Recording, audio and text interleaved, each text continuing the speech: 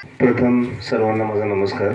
सन्माननीय व्यासपीठावर विराजमान कार्यक्रमाचे अध्यक्ष, संमेलनाध्यक्ष डॉक्टर विश्वासजी सुतार साहेब, आमच्या नवशिक्षण प्रसारक मंडळाचे अध्यक्ष माननीय प्रकाश गोंडी साहेब, मराठी बालकुमार साहित्य सभा कोल्हापूरचे अध्यक्ष डॉक्टर श्रीकांत पाटील साहेब, तथा न्यू हायस्कूल नेबापूरचे आमचे मुख्याध्यापक माने सर आणि या ठिकाणी उपस्थित आमच्या शाळेचे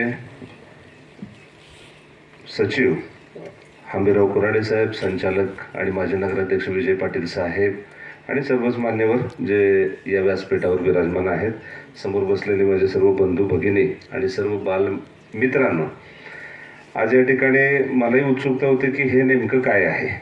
कारण संमेलनं तर साहित्य संमेलनं बघतो, टी व्हीवर बघतो, त्याचे व्हिडिओज बघतो, इंटरनेटवर बघतो आणि बातम्यांच्या माध्यमातून कळतं, न्यूजपेपरच्या माध्यमातून कळतं की असं असं ठरलं, असं झालं, हे अध्यक्ष ते अध्यक्ष, आणि अध्यक्ष कोण होणार याच्यावर फार फार दिवस त्याचं हे चालू असतं की हे अध्यक्ष का ते अध्यक्ष, आणि त्याची एक उत्सुकता शिकायला लागलेली असते.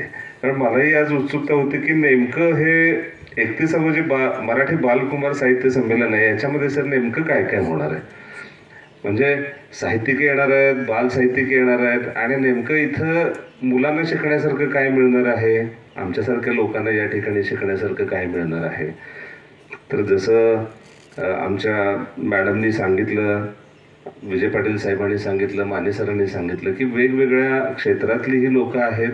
त्यांचं प्रशासनातलं काम असेल किंवा विविध गोष्टीमध्ये समाजामध्ये ते काम करत असताना एक समाजाप्रती काहीतरी देणं आहे. आणि जसं विजय पाटील साहेबांनी सांगितलं की ते लिहिताना त्या भूमिकेत जावं लागतं आणि त्या भूमिकेशी समरस होऊन त्या गोष्टी या ठिकाणी त्यांना मांडाव्या लागतात.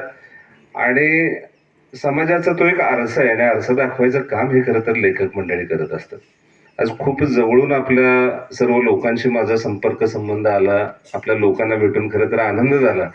कारण असा फार कमी क्वचितच वेळ येतो की काही लेखकांशी आमचा संबंध येतो, संपर्क येतो, आणि आपल्यासारखे प्रख्यात लेखक, बालसाहित्यकार या ठिकाणी आलेले आहेत. आपल्या सगळ्यांचं, आपल्या सर्वांचं संस्थेच्या वतीनं मी या ठिकाणी सहर्ष स्वागत करतो, आपले आभार व्यक्त करतो की आपण या ठिकाणी आलेला आहात, आमच्या शाळेला हा सन्मान दिलेला आहात. याच्याबद्दल आपल्या सगळ्यांचं मनपूर्वक मी आभार व्यक्त करतो.